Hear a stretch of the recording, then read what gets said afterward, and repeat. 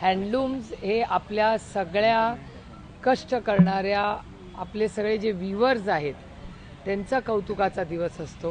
ही आपले संस्कार आहेत, आपला इतिहास आहे, ही भारताची ओळख आहे आणि पैठणी साडी ही महाराष्ट्राची आन बान आणि शान आहे आणि आपला इतिहास, आपली ओळख या पैठणी मागे कुठेतरी दडलेली आहे। त्यामुळे पैठणीचे खूप महत्त्व महाराष्ट्रात नाही देशात आहे आणि त्या हँडलूम दिवशी माननीय प्रधानमंत्री, माननीय सोनियाजी, माननीय खडगेजी यांची मी भेट घेतली।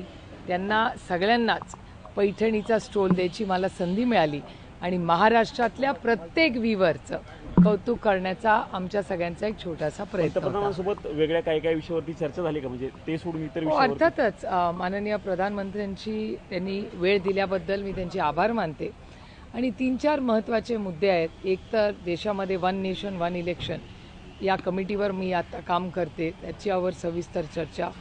त्यानंतर इन्कम टॅक्सचं एक बिल आत्ताच सिलेक्ट कमिटीचं ते पूर्ण झालेलं आहे। अशा अनेक ह्या सगळ्या जे महत्त्वाचे प्रश्न आव्हानं आज देशासमोर आहेत, राज्यासमोर आहेत, शेतकरी असतील, कष्ट करणारे असतील, व्हीवर्सचे इश्यू, हँडलूमचे इश्यू, या सगळ्यांवर सविस्तर मार्गदर्शन माननीय प्रधानमंत्री काय घेणार। स्पेसिफिक ऑपरेशन सिंदूरमध्ये डेलिगेशनमध्ये तुमचा सहभाग होता, या संदर्भात काही चर्चा झाली? नाही, अर्थातच माननीय प्रधानमंत्र्यांना आम्ही ब्रीफिंग जेव्हा डिब्रीफिंगसाठी आम्हाला बोलवलं होतं तेव्हा मी एक सविस्तर नोट ही आमच्या सगळ्या कमिटीनी माननीय प्रधानमंत्र्यांना दिली होती।